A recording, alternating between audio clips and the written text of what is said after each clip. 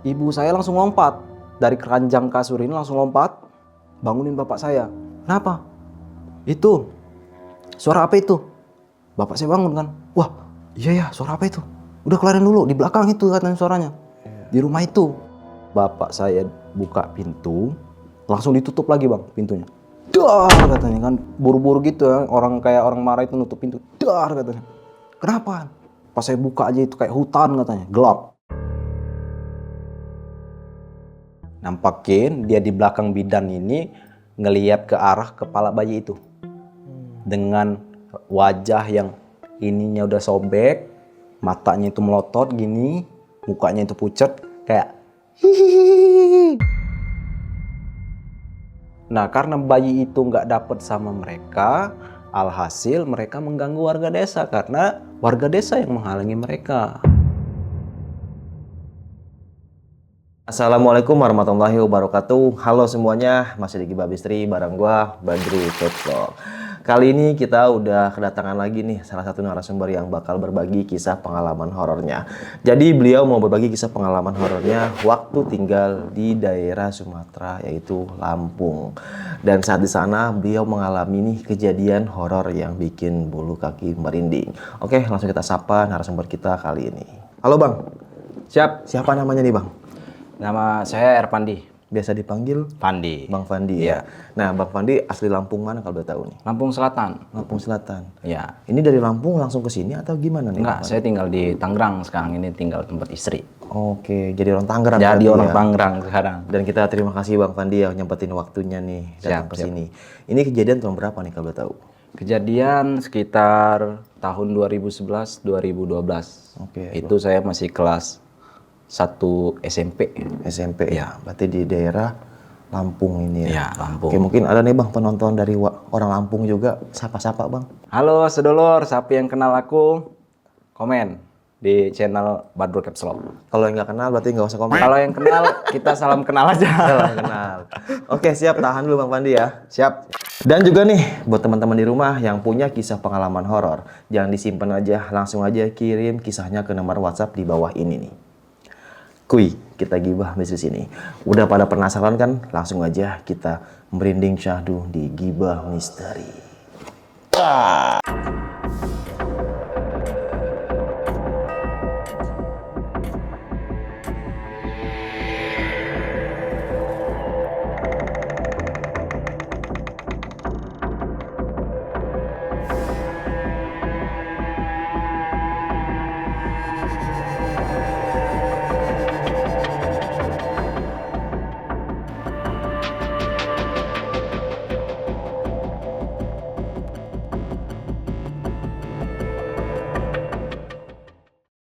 Gimana nih Bang Fandi, kisah pengalamannya nih? Oke, kejadian ini tepatnya di Lampung, di Desa Talas.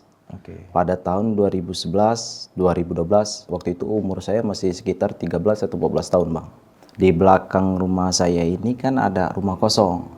Rumah kosong milik adiknya kakek saya. Nah, sebelum kita masuk ke cerita saya mau nyeritain dulu rumah kosong ini, Bang.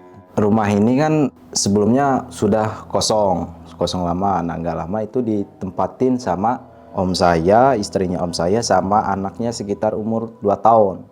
Itu seumuran sama adik saya.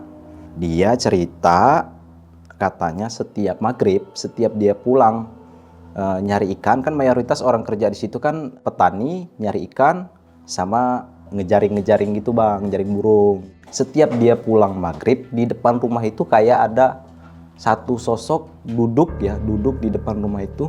Sosoknya warna hitam, tapi perawakannya itu kayak almarhum wujud saya Bang. Nggak lama dia tinggal di situ sekitar 6 bulan. Nah, kalau rumah dia itu kan dikelilingin sama rumah-rumah orang gitu kan, jadi agak tengah lah gitu kan, nggak serem-serem amat gitu di tempat itu. Cuman memang di desa saya ini memang hal mistis atau penampakan itu masih luas. Sampai sekarang juga masih hawanya masih mistis lah gitu kan, apalagi pas malam. Karena runtutan ekonomi, om saya jadi memutuskan untuk pindah ke Tangerang, merantau, ajak istrinya, anaknya juga dibawa ke Tangerang. Rumah itu jadi kosong lagi sekitar kurang lebih 6 bulan. Nggak lama datanglah pasangan suami istri ini datang. Pemilik rumah kosong ini kan samping-sampingan lah sama rumah saya. Jadi rumah itu satu sekat lah gitu, di sekat tengah doang kan. Jadi dia tetanggaan dempetan rumahnya. Oh, jadi ini rumah Bang Fandi, ini rumah kosong Iya, itu. enggak, ini rumah saya, ini rumah pemilik rumah kosong ini. Oke. Di belakang sini itu rumahnya. Sebelumnya kan dia tinggal di sini. Cuman karena buyut saya udah nggak ada, dia pindah ke depan. Jadi agak deket jalan dia. Nggak lama saya itu pas pulang sekolah, saya duduk depan rumah, ada pasangan suami istri. Nah, saya kenal orangnya kan. Saya, kenapa Kak gitu? Ini si nenek ada nggak? Ada kayaknya di dalam. Panggilin katanya. Oh iya Kak, saya panggilin dulu ya. Nek itu ada Kang Jawin gitu. Kang Jawin. Iya. Kok kayak Sunda ya? Oh ya, kalau suku saya Palembang itu ada yang nyebutnya Kang, ada yang Bang. Kalau Lampung asli juga ada nyebutnya Bang. Cuman saya kan blasteran lah gitu kan. Tapi nggak blasteran banget sih. Orang tua saya asli orang Palembang. Cuman karena saya tinggal di Lampung, jadi ini ngikut-ngikut lah gitu kan. Karena di sebelah desa juga ada orang Jawa, ada orang Sunda. Iya, Jadi panggilannya banyak lah ya. Kang gitu kan. Ada Kang Jawin gitu. Oh iya, kenapa katanya? Ini nggak tahu, itu samperin dulu kata saya. Ya udah katanya. Nah disamperin. Nah rupanya dia mau nunggu rumah itu. Kebetulan si istrinya ini lagi hamil 5 bulan bang. Rupanya dia mau nyewa rumah itu. Dia rundingan harga lah kan, kalau di situ kan nggak kayak di sini bang ya, bulanan gitu kan. Ya hitungannya tahunan bang di situ kontraknya. Nah nggak lama habis rundingan harga, sekitar beberapa hari dia pindah ke situ. Pas pindahan kita juga bantu-bantu kan di situ kan bang, bantu-bantu masukin barang segala macam. Sudah selesai dia udah nempatin. Seminggu kemudian dia nggak ada apa-apa gitu kan, aman-aman aja gitu di situ selama tinggal di situ. Seminggu itu saya dengar kan sang suami ini sering nyari ikan. Siang nyari ikan, dia berangkatnya mulai dari pagi. Kadang jam 6, jam 7 kan. Karena dia udah masang jebakan di sungai, biasanya kan di sungai, di sungai-sungai kecil, sungai gede kan, di situ kan ada sungai gede juga. Kalau nggak masang bubu, tahu bubu bang? Tahu. Tahu. Nah masang bubu itu dia pagi-pagi udah berangkat. Kadang-kadang setelah ngelihat jebakan ikan itu, ini dia nyari lokasi lain. Jadi ninggalin istrinya nih lama tiap hari itu. Jadi kadang dari pagi sampai jam 2, jam 3 tiap hari. Kalau malam dia berangkatnya jam 9 bang. Si sang suami ini kan suka nyari ikan pada malam hari kan. Bagi orang yang lagi istrinya lagi hamil itu dilarang dan dipantang. Bagi desa situ banyak pantangan untuk sang suami ataupun istri. Nggak boleh keluar malam, nggak boleh pulang malam. Apalagi pas hari maghrib. Kalaupun dia masih di luar itu harus istirahat dulu. Di luar mau di mana, pokoknya dalam rumah ataupun dalam masjid. Nah gitu. Cuman sang suami ini banyak melanggar bang. Nah udah diingetin. Satu, orang nyari ikan itu kan harusnya pakai jebakan doang bang. Dia malah masang tajur. Bagi orang istrinya yang hamil kan nggak boleh masang tajur. Karena takut nanti mama ngomong kejadian sama anaknya pas lahiran kan, yang enggak lah gitu kan. Kalau di sana sang istri pun dia sering berbaur bang sama warga situ. Ngobrol sama orang tua saya juga, ngobrol ngerumpi lah namanya ibu kan. Jadi waktu itu mereka umur berapa bang? Kang Jawin sama istrinya itu? Kalau umur sekitar 29, istrinya sekitar 27 lah gitu. Nah umurnya itu nggak beda jauh sama umur om saya yang nempatin rumah itu sebelumnya. Tinggal beberapa bulan di situ. Nah sang istri ini ngikut nyari ikan bang. Di belakang persawahan tempat saya tinggal itu di desa, karena airnya kecil, panas, jadi ikannya ngambang. Banyak yang keluar gitu kan. Habis azan dia ngikut nyari ikan sampai sore jam 5. Dia kan hamil. Nah yang saya herannya itu ikut nyebur ke air itu bang. Nggak lama sekitar jam 5 dia naik ke darat. Mungkin capek atau gimana tuh kedinginan, dia duduk di jembatan sambil melamun bang. Padahal di tempat dia duduk itu tempat yang angker bang. Saya pribadi pernah ngalamin di situ bang, di tempat dia ngelamun ini. Saya pulang sekolah kan zaman dulu kan masih jalan kaki bang. Pas saya jalan kaki sama temen-temen lewat situ, lewat persawahan itu. Nah saya dengar di situ ada orang rame bang. Ngobrol, ada suara teman saya juga bang di situ. Dari jembatan itu loncat ke air kan, jadi kedengeran suara air itu, brr gitu kan. Saya sama teman saya ini tadi lari. Nah lari ke sana, oh ada yang mandi nih, ikutan mandi kata. ngomong sama teman-teman saya tadi, ikutan mandi, ayo katanya kan, lari ke situ, pas dilihat airnya hening bang, kan ngarah ke air itu kan ada tangga, ke tangga itu nggak ada jejak kaki sama sekali bang, airnya itu kering, maksudnya pinggiran itu kering semua, Nggak ada tanda-tanda orang gitu. nggak ada tanda-tanda orang. Kalau orang habis mandi atau memang cepet dia pulangnya, ya setidaknya ninggalin jejak bekas air kan, biasanya ada jejak kaki kan di itu. Nah dia melamun di situ bang. Pas mau maghrib juga dia, sekitar 5:30 kan, dia habis daratnya itu jam 5, melamunnya itu sampai 5:30. Pas mau maghrib dia pulang, otomatis sampai rumah kan maghrib.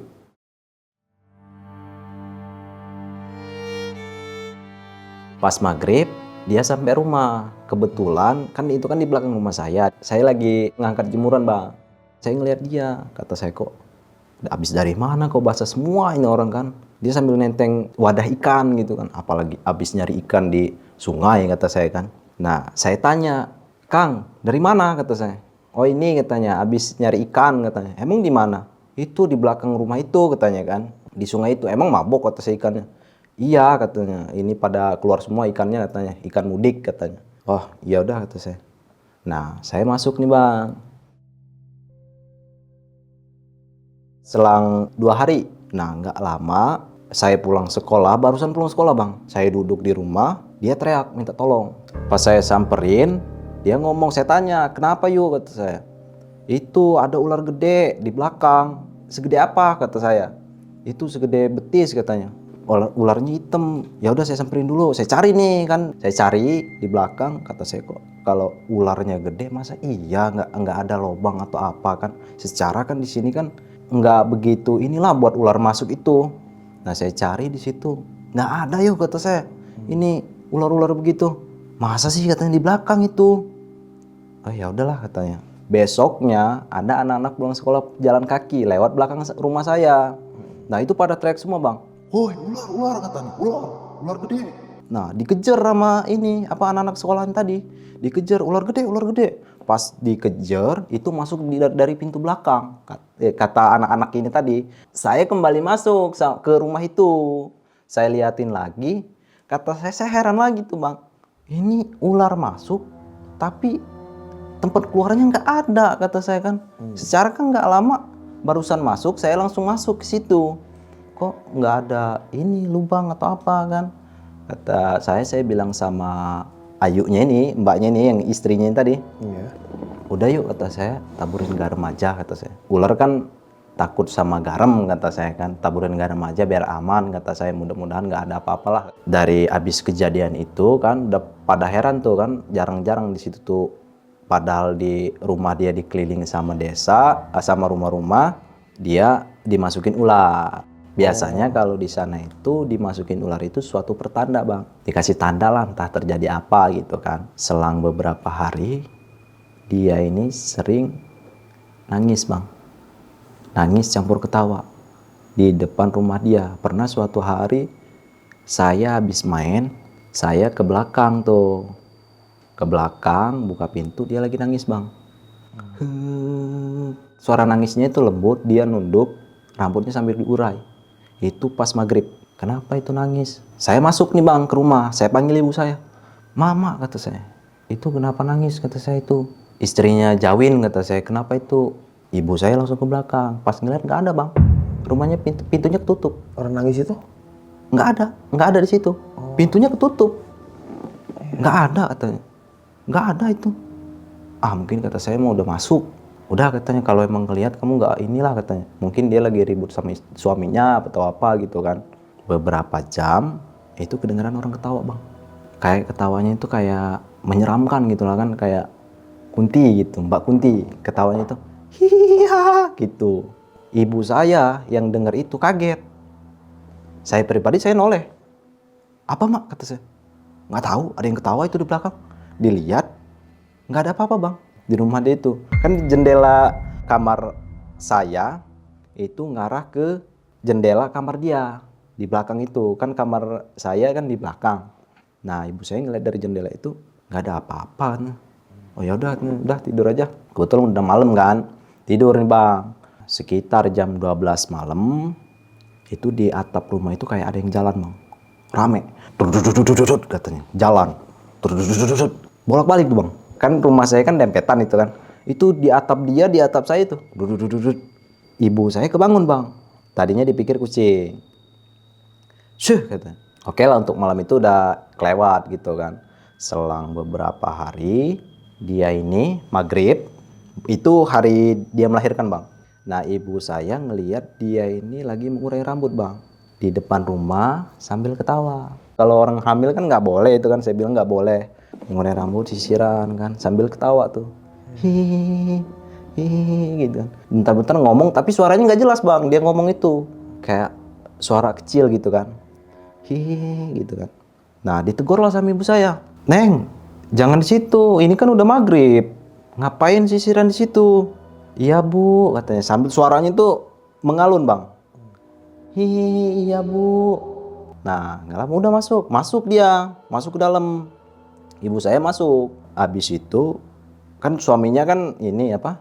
Keluar tuh, ketemu sama saya di depan bang.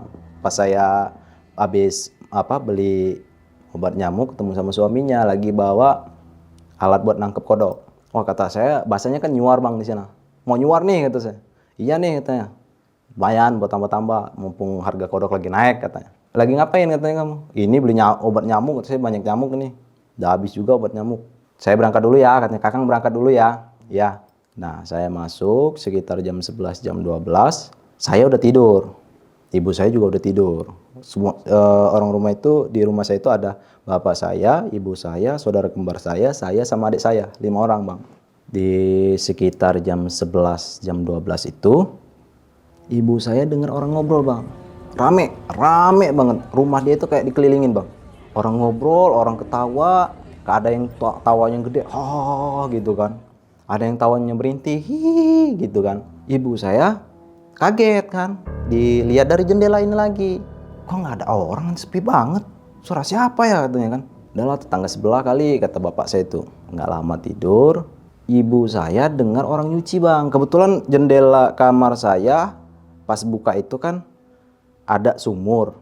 Nah di sumur ini kan ada tempat nyuci dulu di situ kan, tempat saya nyuci, tempat saya mandi. Cuman kan kalau sekarang udah dirombak. Pas kejadian itu kan dirombak. Pas dia buka hordeng jendela itu nggak ada orang bang. Dia dengar serak kayak orang nyuci kan. Di sana kan orangnya nyuci kan pakai tangan. Serak. Ibu saya udah merinding, dilanjut tidur. Udah paksa lah merem-meremin gitu kan. Ya, dipaksa tidur lah ya. Paksa tidur. Sekitar jam 2, jam 3 ini yang menghebohkan satu tetangga, satu desa itu. Ibu saya, orang tua saya, pokoknya seisi rumah saya itu dengar semua.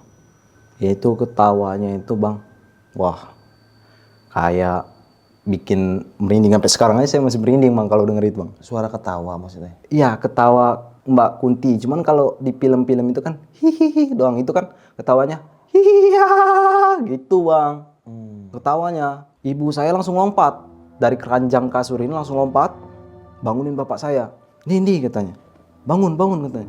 Kenapa? Itu suara apa itu? Bapak saya bangun kan. Wah iya ya, suara apa itu? Udah kelarin dulu, di belakang itu katanya suaranya. Di rumah itu. Bapak saya buka pintu, langsung ditutup lagi bang pintunya. Dar katanya kan, buru-buru gitu ya. Kayak orang marah itu nutup pintu. Dar katanya. Kenapa? Itu siapa yang mau ngeluarin katanya itu. Pas saya buka aja itu kayak hutan katanya, gelap. Padahal mah lampu nyala semua bang. Iya. Di situ, tapi pas dibuka pintu itu gelap. Oh dia ngeliatnya gelap? Iya gelap banget. Gelap gulita gitu kan. Itu kesaksian bapak saya kan. Pas dengar itu, uak saya keluar, dia ngeliat bang. Buka pintu, dia keluar sama istrinya bang. Keluar sama istri, pas dia mau nyamperin itu, dia ngucap, astagfirullahaladzim katanya kan. Masuk ke dalam. Itu cerita dari uak saya. Pas uak saya masuk ke dalam, uak dikunci pintu depan, dia keluar dari samping, dari motor, dia nyamperin rumah saya. Saya keluar, pan katanya, kamu panggil bidan katanya. Uak mau manggil orang pintar ini. Uak saya jemput si orang pintar, saya jemput bidan. Temu titiknya di depan rumah saya. Nggak lama itu kan sampai ketemu saya di depan rumah. Si bidan sama nenek ini tadi dianterin ke belakang. Saya sama uak saya yang nganter ke belakang. Saya anterin, pas masuk pintu, pas buka pintu, astagfirullahaladzim. Kondisi perempuan ini bang, dia tiduran, kakinya angkat, maaf ngomong ngangkang gitu ya. Tapi posisi dia itu ketawa sambil melotot, ketawa gini. Aduh. Gitu. Ininya kayak mau sobek gitu bang. Nah, astagfirullahaladzim kata si orang pinter ini. Ya udah katanya. Masuk, dipegang jidat, nyampe agak susah bang, lumayan sekitar 5 atau 10 menit. Nggak lama dia sadar lah gitu. Si orang pinter ini ngomong sama si bidan, Bu katanya, kamu bantu proses melahirkan. Saya kalau masalah bayi saya kurang paham. Nah apapun yang kamu dengar, apapun yang kamu lihat, jangan digubris. Kamu fokus aja ke bayi. Iya nek katanya. Si bidan manggil si orang pinter ini nenek. Pas proses melahirkan ini bang, si perempuan ini dia kayak kemasukan terus keluar lagi, kemasukan keluar lagi. Nah tapi dibantu sama nenek ini biar dia ditahan terus, ditahan, dipegang terus jidatnya. Dia itu pas proses itu kadang hihihi, makin di ini sampai makin cepet susun gitu kan. Saya itu di depan itu, saya sama uak saya duduk di depan itu, saya udah merinding pengen pulang, cuman uak saya nahan. Jangan katanya, jangan pulang kamu, temenin uak di sini katanya. Kalau habis proses ini siapa yang nganterin mereka katanya. Masa uak bolak-balik katanya kan nganterin. Oh iya, ya udah duduk, alhasil saya berdua di situ. Pas momen si bayi ini mulai keluar, maaf dari ini kan bidan kan ngarah ke ini. Pas ngangkang itu di selangkang itu pas ngelihat palanya itu udah mulai keluar, si makhluk ini nampakin bang. Nampakin dia di belakang bidan ini ngelihat ke arah kepala bayi itu. Dengan wajah yang ininya udah sobek, matanya itu melotot gini, mukanya itu pucat kayak hihihi gitu. Si orang pinter sama si bidan ini noleh. Pas noleh ke belakang, astagfirullahaladzim katanya kan. Ngelihat benar-benar ngelihat, jadi agak takut juga mereka. Nah, si orang pinter ini dia punya persiapan bang. Karena pas si Kunti itu menampakkan diri, si nenek ini raut wajahnya itu udah mulai kayak nyengir juga. Udah kayak gini. Cuma dia masih sadar, dia ngambil jeruk nipis, dipotong jeruk nipis, dijampe, dimasukin ke gelas, dilempar ke arah makhluk itu. Sus, masukin lagi, dilempar juga ke si yang melahirkan ini. Pergi kamu dari sini, pergi kamu dari sini. Cus. Oh berarti yang ngobatin ini nenek ini cewek ya? Nenek, ya nenek itu cewek. Udah tenang, nggak ada apa-apa lagi, proses melahirkan mulai berjalan lancar bang. Si bayi selamat, si perempuan ini juga selamat. Suaminya ada di situ bang? Suaminya nggak ada bang, belum pulang. Ah belum pulang? Iya, suaminya kan nyari kodok. Nggak tahu berarti kalau Nggak tahu kalau lahiran. si istrinya ini lahiran. Oh gitu ya? Iya. Habis proses melahirkan itu udah selesai, semuanya udah tenang, adem ayem, tetangga baru keluar. Keluar semua tetangga, uak perempuan saya udah keluar, tetangga belakang saya juga keluar. Pokoknya keluar semua, nyamperin itu. Udah katanya kabarin aja orang tuanya. Orang tua si perempuan ini kan nggak ada suaminya. Dikabarin, dijemput orang tuanya, duduk di situ di dalam. Nggak lama orang tuanya ini, yang perempuan ya, yang perempuan, dia ini kayak ketawa kecil bang. Padahal kan kondisi kan habis kejadian seperti itu kan, menurut saya kan kayak gimana gitu kalau untuk ketawa kecil kan, nggak ada canda-candaan gitu kan. Ya hihihi gitu kan, nyuruh ibu-ibu yang ada di sana pulang semuanya. Dengan suara alunan yang lembut bilang kayak gini, pulanglah kalian ini katanya. Udah mau subuh ini katanya, masak apa, cuci baju apa-apa katanya kan.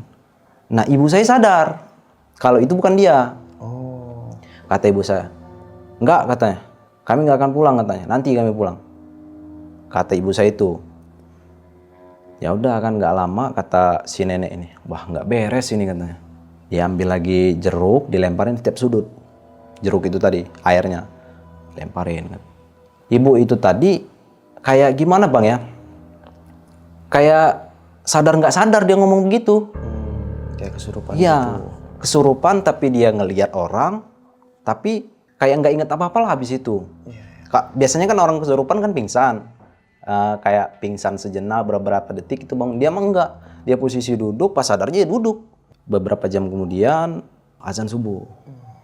Nah, si orang tuanya tadi, orang tua dari pihak laki-laki datang juga. Yang ibu-ibu tetangga tadi mulai pulang. Yang ngejagain kan pihak keluarga mereka. Saya sama uak saya juga pulang. Itu suaminya Suaminya itu nggak ketemu sama saya. Waktu subuh juga belum pulang. belum pulang juga? Iya.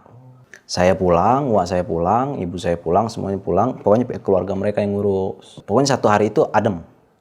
Adem ayem. Nggak ada apa-apa.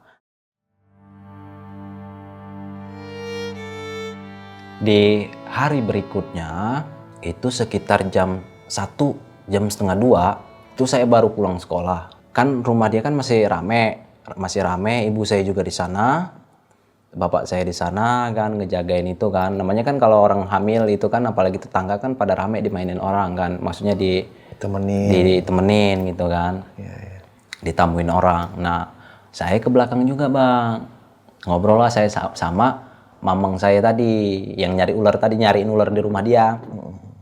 Ngobrol saya sekitar jam setengah 2 itu dia mulai lagi aneh, dia mulai ketawa-ketawa dan dia nyebutin bayi itu mana, saya pengen bayi itu, sini bayi itu. Si ibu-ibu ini heran, keanehan kan, ngeliat wah udah nggak beres lagi nih, udah mulai lagi nih katanya, udah mulai lagi nih. Si ibu-ibu inisiatif ngambil Yasin, surat Yasin, baca Yasin di situ bang, semuanya sekitar 6 orang atau 7 orang baca Yasin di situ. Pokoknya rame lah. Yang kesurupan ini bukan kepanasan bang, tapi dia makin kenceng ketawanya bang. Hi katanya, makin kencengin dong katanya suaranya, enak nih musiknya katanya. Oh, kata musik. Otomatis kan ibu-ibu kan bingung, wah dibacain Quran aja pada ini kan nggak mempan. Si sang suami inisiatif manggil dukun bang. Sang suami keluar ngejemput si dukun, selang setengah jam nyampe rumah, si dukun masuk. Pas masuk itu posisi perempuan yang kesurupan ini kan berdiri bang, langsung duduk ngambil piring. Kan kalau orang rame itu kan biasa makan makanan gitu kan, makanan ringan, ngambil piring dirempal ke dukun, cetar katanya kan, tapi nggak nyampe ke bawah doang, piringnya itu ke bawah, cetar katanya, pergi kamu dari sini, jangan ikut campur kamu di sini. Kamu nggak bakal mampu ngadepin kami katanya. Dia nyebutnya kami. Si dukun bingung, diem aja kan. Ya udah katanya saya coba dulu. Nah, si dukun ini sama bang sama yang dulu lahiran itu? Bukan. Oh, beda. Ini laki-laki. Kalau yang ngebantuin lahiran itu kan perempuan. Ya, si nenek itu ya. Nah si nenek kan, ini laki-laki. Nggak tahu ini dari desa sebelah kayaknya. Iya. Nah pas dia ini saya coba dulu ya katanya. Mudah-mudahan bisa katanya. Pas dia masuk, dia cuman megang kepalanya doang, itu cuman bisa nahan doang bang. Wah katanya nggak bisa. Ini bukan 1 atau 2 makhluk katanya, rame ini katanya. Dia cuman bisa ngeluarin yang 1 itu. Dikeluarin sama dia, dijampe-jampe, dipegang ini, dibaca-bacain, ditiup cupingnya, ini telinganya. Hasil keluar dia di situ. Itu pun keluarnya kayak cuman sekedar dia kayak nggak teriak atau apa, kayak negosiasi bang, maksudnya saya ngalah lah mungkin katanya sama dukun ini katanya kan. Biar enak katanya kan, biar enak mainin orang-orang ini kan katanya. Keluar itu si perempuan kan sadar, nggak lama kan dia ngegendong bayi. Kan bayi namanya baru lahir kan butuh susu ya, maaf ini butuh netek lah gitu kan.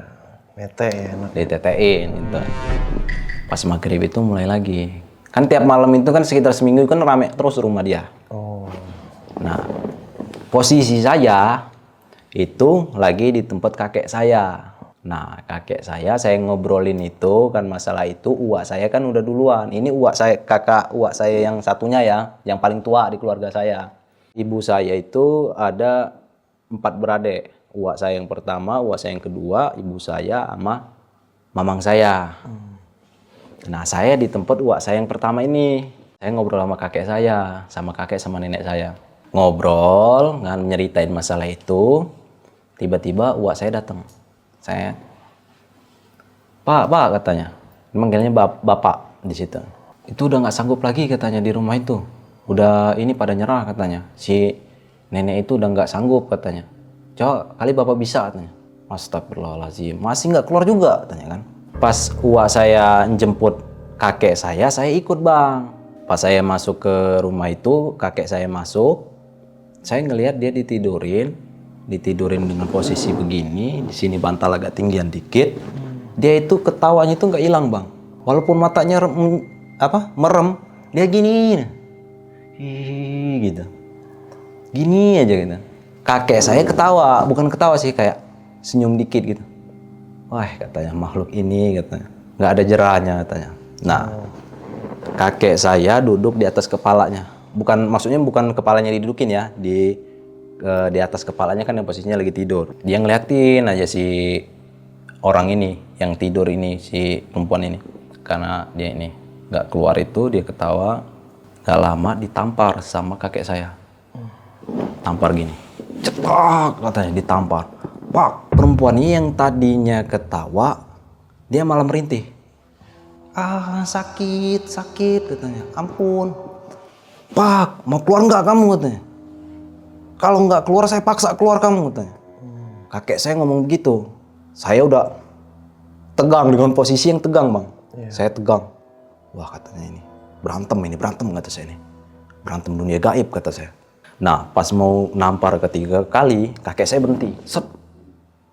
Berhenti begini. Nggak lama dilabasin sama dia. Pak, lama-lama lampu kayak kedap-kedip tapi dengan posisi yang tidak mati bang. Kayak redup, terang, redup, terang. Angin mulai kenceng. Ambil katanya kamu bawang putih sama air 1 gelas.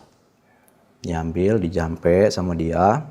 Dijampe, dimasukin ke gelas. Diambil airnya, diusap.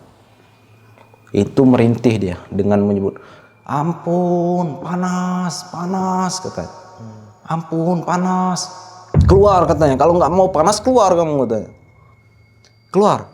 Nah kakek saya yang kemasukan, tapi yang kemasukannya bukan makhluk itu ya, guru alus dia. Masuk, berdiri duduk sambil ngeliatin orang-orang yang duduk. Ditanya sama orang, siapa yang masuk? Nggak perlu tahu, kalian nggak perlu tahu kami siapa. Yang penting saya ingin menyampaikan sesuatu. Nah sebelum kakek saya datang kan yang ngobatin ini kan ada kakek Aji. Kakek Aji ini ngobatin tapi dia pergi tiba-tiba bang. Disampaikan pesannya sama kakek saya yang kemasukan ini. Disampaikan sama dia, kenapa beliau katanya tiba-tiba pergi tiba-tiba? Nggak tahu katanya. Beliau pergi tiba-tiba karena dia sudah muak melihat ini semua. Kenapa? Di satu sisi mereka melanggar semua pantangan. Di satu sisi mereka tidak beribadah, sedangkan mereka memiliki Tuhan. Kami sebutkan di sini kami akan membantu dari secara gaib. Tidak perlu kalian tahu katanya. Nah, nggak lama udah itu dia pamit. Kakek saya sadar. Oh, jadi pas masuk ke tubuh kakek itu kayak gitu omongannya. Iya. Nah, nggak lama si yang kemasukan ini tadi juga sadar, udah sehat lagi lah, udah seger lagi. Kakek saya keluar ke rumah ngobrol. Saya juga ada di situ, semua pokoknya rame di situ. Termasuk dari pangkal sampai ujung juga kayaknya ada orangnya itu kan. Ngobrol, si kakek saya ini ngomong, kata kakek saya, makhluk ini bukan satu atau dua. Kalau seumpama kalian bisa ngelihatnya, kita di sini dikepung dan kita nggak bakal bisa lewat. Mereka rapat mengelilingi rumah ini. Dan mereka ini datang bukan karena mereka pengen datang saja, tapi seolah-olah mereka dipanggil. Sini ada makanan manis, sini ada makanan manis. Kakek saya nyebutin begitu bang, karena dia merasakannya, maksudnya dia melihatnya gitu kan. Yang bermasalah ini bukan rumahnya, tapi yang ngebawa ini, si perempuan ini yang ngebawanya dari kali.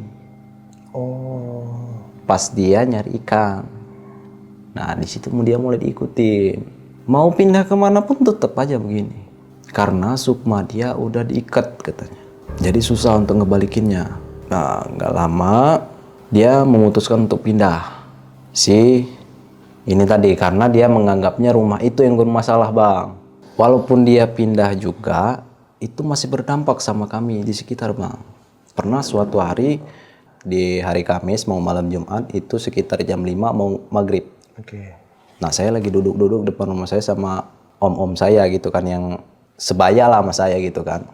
Nah, duduk di situ ada temennya om saya nih, temen mamang saya, mau mandi ke arah peninggalan Belanda itu. Dia lewat peninggalan Belanda. Di situ kan ada peninggalan Belanda. Nah, lewat situ kata Om saya dibilang, saya kata mama saya bilang, ini udah maghrib, mau kemana kamu katanya. Saya mau mandilah ke sana. Ke tempat siapa? Itu ke tempat ini sepupu saya. Jangan lewat situ katanya, kalau mau muter aja lewat sini katanya. Ah biarin, emang kenapa? Ngeyel nanti dibilangin. Udah kan kalau mau lewat aja sono.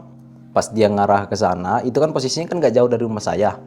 Sekitar 70 atau 80 meter lah kan peninggalan Belanda itu. Dia lewat situ. Nah nggak lama dia balik lagi bang. Dengan posisi yang lari. Lari ngos-ngosan. Ngomong, kenapa katanya lari? Wah, cantik bener ceweknya katanya di situ. Cantik orangnya katanya. Dari jauh itu udah kelihatan katanya cantik. Tapi pas saya deketin nggak ada kaki. Oh, nggak ada kaki, nggak ada tangan, matanya beler ke sini bang. Pas saya deketin, di jauh cantik katanya. Cuma pas dideketin, ngeri katanya. Makanya saya lari lagi. Nah dia ngomong sama ngomong saya, anterin yuk ke sana. Wah, siapa yang mau ngadepin ke sana katanya. Enggak nganterin lewat situ. Muter aja katanya. Ya kalau muter kan nggak ada apa-apa katanya. Ya udah lewat aja situ. Wah, saya udah takut katanya. Anterin lah. Alhasil dianterin bang. Dianterin ke sana. Nah, pas malamnya mamang saya ngeliat. Mamang saya kan lagi nongkrong sama teman-temannya di rumah dia. Ini kesaksian dari dia ya, karena kejadiannya itu di depan rumah saya. Depan rumah saya kan ada pohon mangga. Mungkin ini udah ditinggalin katanya sama makhluk itu. Nongkrong sekitar jam 12, dia mau pulang. Ditegur lah sama teman-temannya. Ngapain pulang? Di sini aja katanya. Dia nongkrongnya di rumah di rumah temennya itu. Udah katanya, ngapain pulang? Nginep aja di sini, kan habis kejadian itu. Lagian ini kan gerimis kecil katanya. Ah enggak lah katanya, saya pulang aja katanya. Saya lebih baik saya tidur di rumah katanya, lebih nyenyak kan. Nah pas pulang, pas nyampe di depan rumah saya kan di pohon mangga itu, dia pikirnya itu karung bang. Di paling atas pohon mangga itu, dipikirnya karung. Dia keheranan sama angsa. Angsa ini kok pada lari katanya kan. Di situ kan ada angsa-angsa dilepas pada malam hari kan. Iya. Kok ada angsa katanya. Pada lari-larian kan, lari sambil hang-hang gitu kan. Dia penasaran, dideketin sama dia, nggak lama yang putih itu noleh bang. Noleh dengan mata yang merah. Wah itu paman saya itu, om saya itu langsung keduduk, langsung lari. Balik ke tongkrongan tadi, dia diem. Katanya kan, dia diem dengan muka yang berkeringat dingin dan pucat. Ditanya, kenapa? Dia belum bisa ngomong itu. Kenapa? Sebentar. Tanya. Saya ini istirahat dulu katanya. Saya masih takut katanya. Emang kenapa ngeliat apa? Itu di depan rumah si Pandi itu katanya. Ada makhluk ini, matanya merah katanya. Kan udah saya bilang katanya, nginep aja di sini, ngapain pulang? Kan kita kan habis kejadian itu. Habis kejadian itu siangnya dia kan cerita itu datang ke rumah saya. Dia cerita bilang itu ada makhluk itu. Nah saya ketawa bang di situ ngeledek.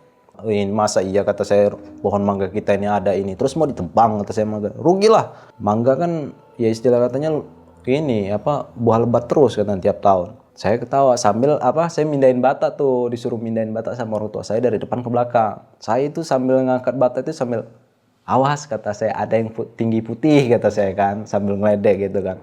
Orang tua saya malah marah. Pandi katanya, udahlah katanya, kamu ini katanya kayak ini, nanti kejadian sama kamu gimana? Ya saya kan kalau udah ditegur sama orang tua, diam saya. Diam. Pas malamnya, ini saya lagi nonton bang. Saya, ayu saya yang nginep di situ, sama bapak saya. Nonton apa nih? Nonton TV. Sekitar jam 11, setengah 12, itu ada kucing bang. Kucing yang ngegaruk-garuk kursi. Krek katanya kan. Bapak saya kebangun, bapak saya kan udah tidur itu, tapi di depan TV. Yang masih nonton itu saya sama ayu saya. Si bapak saya bilang, itu Pan katanya, usir kucing itu, rusak nanti kursi kita. Ya kata saya kan, lampu dimatiin, saya nggak lupa buat ngidupin lampu bang. Nggak tahu kenapa saya nggak ngidupin lampu. Nah pas saya ke ruang tamu ngeliatin kucing itu, saya ngeliatin ke bawah itu, kayak kucing itu berbentuk kaki bang, gelap kan katanya. Saya ini kucingnya apa bukan ya? Tapi kayak gerak gitu kan. Iya kucingnya. Pas saya noleh lagi tiba-tiba ada yang jalan bang. Gede, tinggi. Cuman dia bentuknya kayak manusia. Tapi dia itu kayak bayangan gitu bang. Gede, lewat. Wah saya langsung lari bang. Saya duduk lagi depan TV, saya begini. Namanya masih ini ya sekitar masih nggak terlalu masih SMP kan, saya masih begini nih. Pak, yuk kata saya. Apa itu? Kata saya. Ayo, saya asik nonton. Ngeliat. Dia nggak denger rintihan saya itu. Dia belum dengar. Pas saya lama begini, yuk kata saya. Apa itu? Kenapa? Itu tadi apa? Nah, dibanguninlah bapak saya. Wak katanya. Kenapa Pandini? Bangun bapak saya. Kenapa Pan? Itu tadi apa Pak? Itu. Emang ada apa? Itu ada yang gede tinggi masuk kamar kata saya. Kamar depan kata saya. Kebetulan ada kamar depan itu bang di rumah saya itu. Kamar depan. Ah masa katanya. Bangun bapak saya dihidupin lampu. Ngapa katanya nggak dihidupin lampu ini? Dihidupin katanya lampu. Nah alhasil dihidupin. Bapak saya masuk ke kamar itu. Mana Pak? Nggak ada katanya. Saya bilang sama bapak saya. Ya nggak ada lah kata saya. Orang itu bukan manusia kata saya kan. Paginya disamperin kakek saya, diceritain lah kejadian malamnya itu bahwa si om saya ngeliat dari depan rumah mau masuk ke dalam sekarang katanya. Oh ya udah katanya nanti saya lihat ke rumah kamu katanya. Siang-siang datang dia. Mana katanya di sini? Iya. Ya udah katanya. Kamu ambil garam deh katanya. 1 sendok aja katanya, nggak usah banyak-banyak. 1 sendok. Diambil, ditaruh ke tangan, dijampein sama dia, dibaca-bacain. Lama-lama ditabur. Ditabur di semua pojokan. Dia ngomong sama saya, sama saudara saya, sama Ayu saya tadi ngomong, kamar depan jangan dikosongin. Emang kamar itu nggak pernah ditunggu bang, maksudnya kosong. Saya sama Ayu saya itu tidur di tengah, di depan itu nggak ditunggu.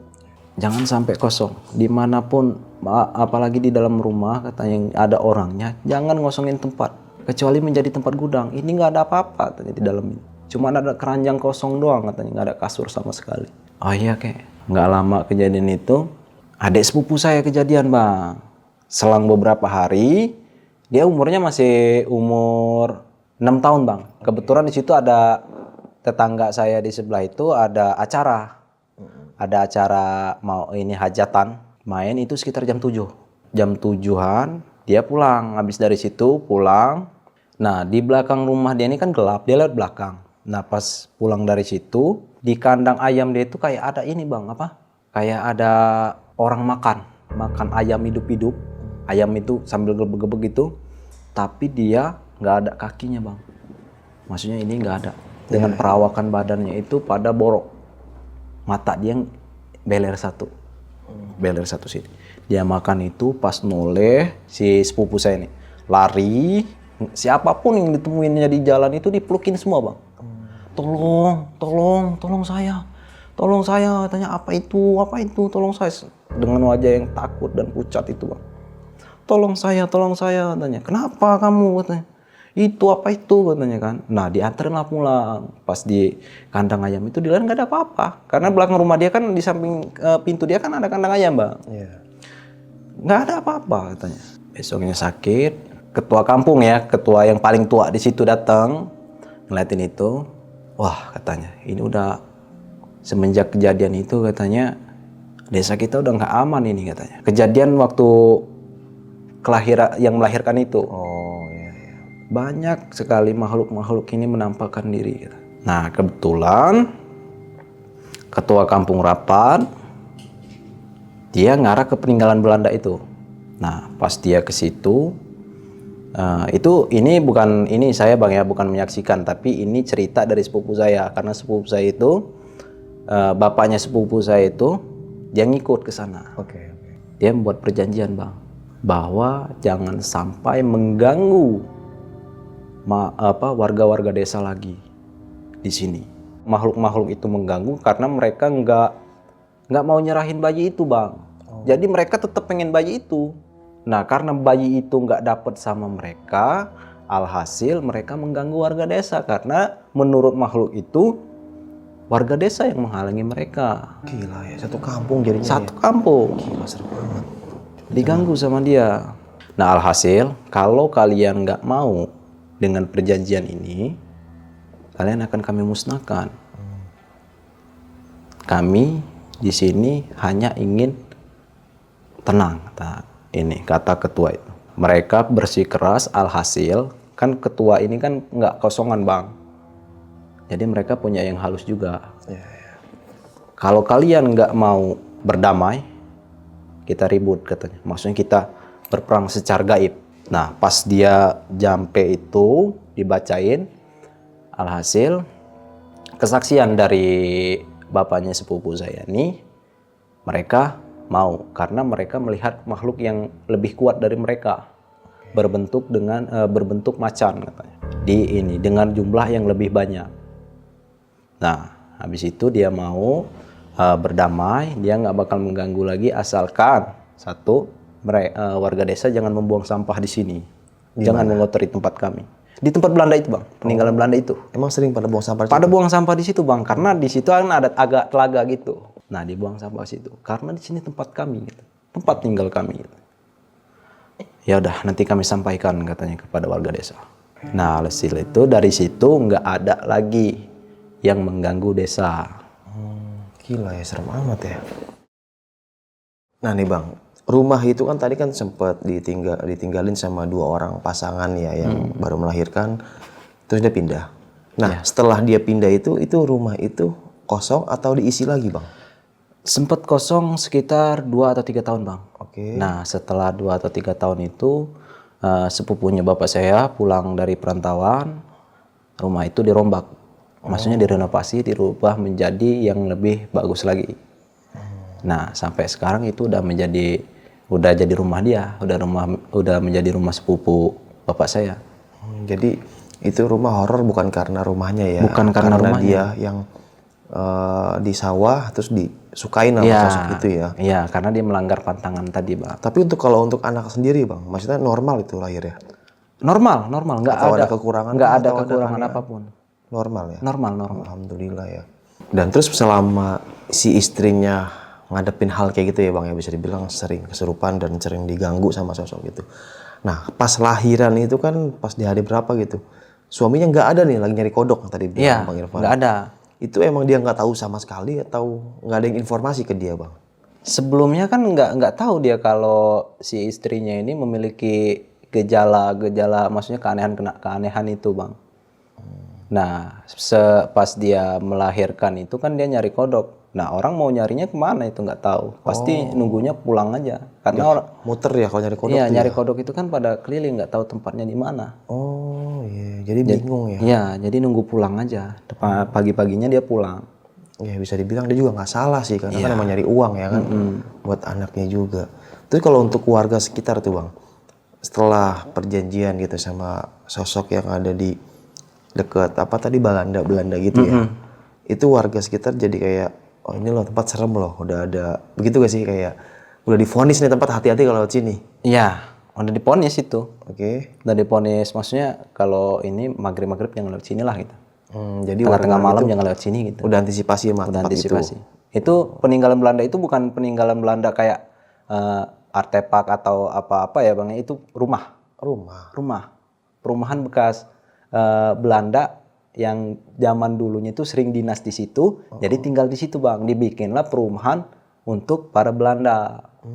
Tapi udah nggak digunain kan? Kalau sekarang masih digunain bang. Oh masih? Iya. Siapa yang nempatin? Itu bebas, siapapun yang mau ini daftar ke kelurahan atau ke kecamatan gitu buat nunggu situ. Oh. Ada ketuanya di situ. Oh masih ada yang nempatin? Iya. Mereka kalau nggak salah setahun 100.000 bang. Cuman listrik sama air pasang sendiri. Sewa? Sewa. Setahun 100.000? Setahun 100.000. Cuman kalau untuk listrik sama air dia masang sendiri. Murah sekali ya? Iya. Oh gila. Setahun 100.000? Iya. Gila ya? Cuman ya begitu perawakan rumahnya. Oh. Jadi ditunggu mereka buat apalah, buat merenovasikan, toh ini bukan punya kita juga gitu. Nah nih Bang Ipan, punya pesan nggak Bang buat teman-teman di rumah tentang kisah pengalaman yang Abang rasain nih, tentang masalah mungkin hamil kali ya? Ya, saya mau mesenin sama teman-teman yang ada di rumah, bagi kalian yang punya istrinya yang sedang mengandung, kalau ada pantangan di desa itu jangan pernah dilanggar. jangan pernah melanggarnya karena ya takut terjadi seperti ini. Mungkin cukup sekian nih kisah pengalaman yang dialamin sama Bang Ivan ini. Bisa kita ambil segi positifnya, buang jauh-jauh negatifnya. Ya mungkin buat para suami nih ketika istrinya hamil ya tetap dijaga, dan buat istri juga tetap dijaga suaminya sama kandungannya. Jangan kandungannya aja dijaga, suaminya juga dijaga. Tadi ambil orang repot, enggak nih, bahaya. Bahaya, bercanda maksudnya. Oke, sampai jumpa di kisah selanjutnya. Wassalamualaikum warahmatullahi wabarakatuh. Bang, makasih banyak Bang Irfan ya. Mau nanya nih Bang, kalau dari Jakarta ke Lampung jalan kaki berapa jam Bang? Jalan kaki mah bisa seminggu, Bang. Dadah.